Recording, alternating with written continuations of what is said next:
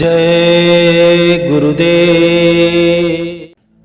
प्रश्न, स्वामी जी, बुद्धि से ऊपर उठने के लिए हमें बुद्धि का ही उपयोग करना होगा, इस बात को स्पष्ट करें। स्वामी जी, बुद्धि हमारे रास्ते में सबसे बड़ी रुकावट है, पर हमें बुद्धि की सहायता से ही बुद्धि की इस रुकावट को हटाना होगा।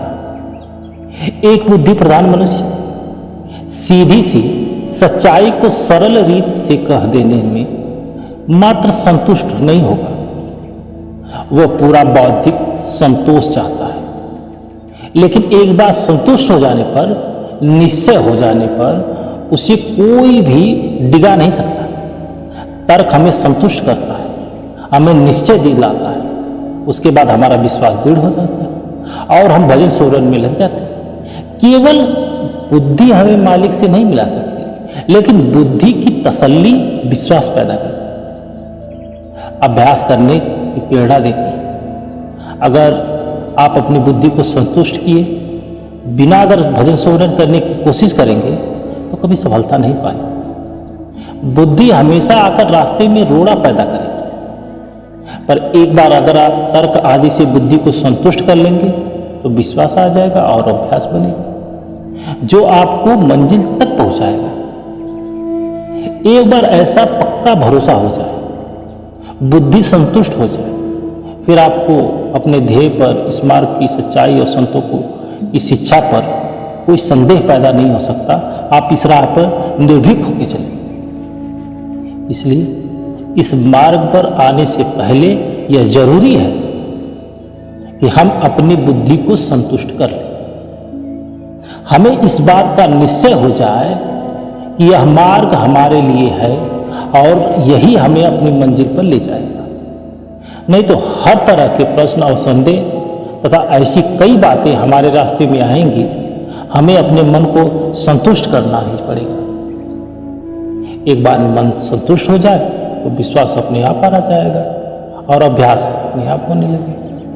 अगर अपने मन को संतुष्ट किए बिना आप इस मार्ग पर चलना चाहते हो तो कई प्रश्न और संदेह उत्पन्न होंगे और आप अभ्यास में सफल नहीं हो सकते।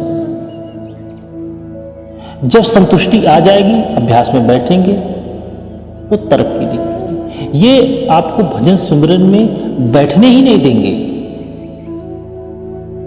मैं कमरे में क्यों बैठा हूं, मैंने आंखें क्यों बंद की है, मेरे इतने मित्र हैं, वो ये नहीं करते, मैं ही क्यों कर रहा हूं, क्या मालूम ये सही है या गलत है।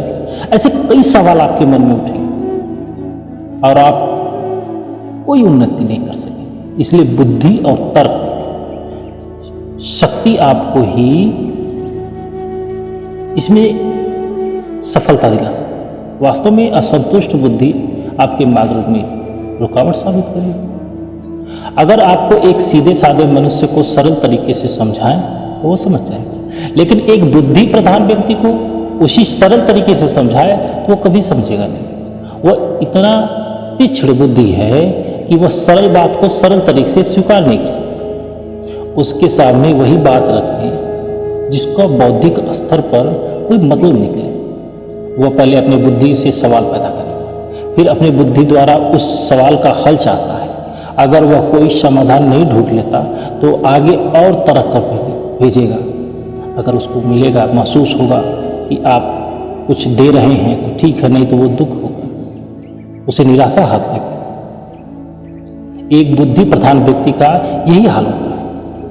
लेकिन अगर बुद्धिमान व्यक्ति को विश्वास हो जाए तो वो विश्वास एक मजबूत शिला बनकर उसकी मंजिल का निर्माण करेगा, उसे कोई हिला नहीं सकेगा।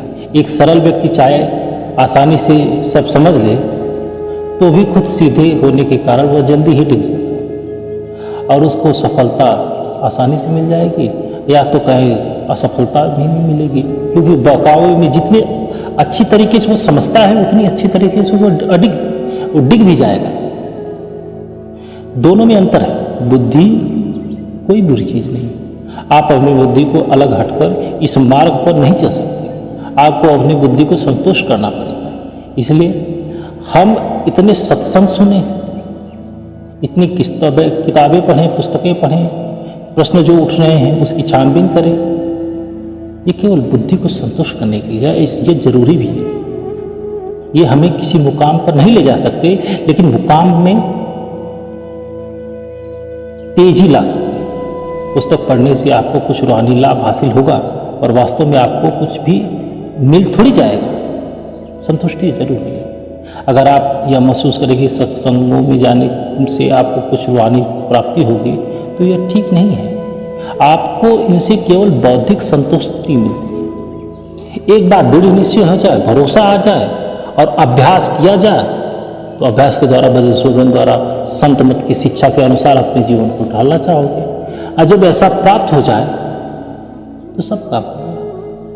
जब विश्वास हो गया और प्रेम पैदा हो गया, जहाँ प्रेम है वहां भक्ति है, और जहाँ भक्ति है वहीं तो सब कुछ है। जय